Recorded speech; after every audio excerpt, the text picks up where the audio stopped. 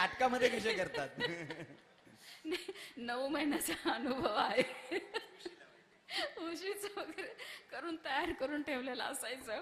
तर मी गेले आणि केलं सगळं आपलं, की त्या 1.5 मिनिटामध्ये पोट सापडे ना मला. आणि मला दिग्दर्शकाची भीती, प्रभाकर पंतांची भीती, की आता हे मला मारणार आहेत, काय करू, शिव्या घालणार आहेत. घाबरून गेले की मी जाऊ कशी रंगमंचावर आता पोटाशिवाय. आणि प्रेक्षकांना ते 9 महिन्याचं पोट दिसलं पाहिजे, की 3 महिन्याचं पोट आणि 9 महिन्याचं प्रेक्षकांच्या असे ह्या टोकापासून मी या टोकापर्यंत जात असते आणि ते 9 महिन्याचं पोट दिसत असतं. आणि त्या पोटावर मला वाक्य मोठी मोठी बोलायची असतात आणि मग आतमध्ये मला जायचं असतं.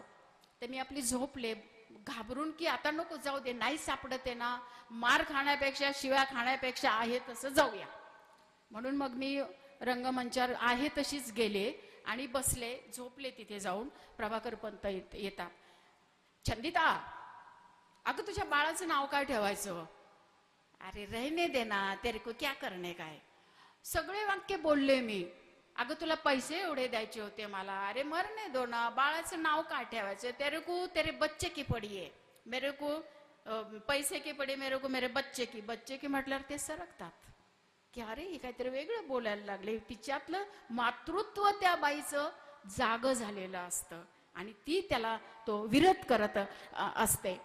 तर ते म्हणाले, अगं मधू उठ ना, उठून बस, तुला पुढे जायचंय, वाक्य बरोबर आहे, उठ उठ, असं मला ते खुणवायला लागले.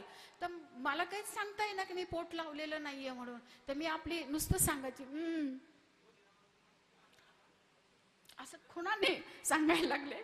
तर त्यांनाही कळे ना, अगं उठ ना. म्हटलं आता हे इथेच मार देत आहेत मला. उठ म्हटल्यानंतर तुम्हाला सांगते मला काही कळालं नाही. मी उठले अशी पटकन आणि म्हटलं काय होईल ते होईल, आपल्याला काय करायचं ते करू.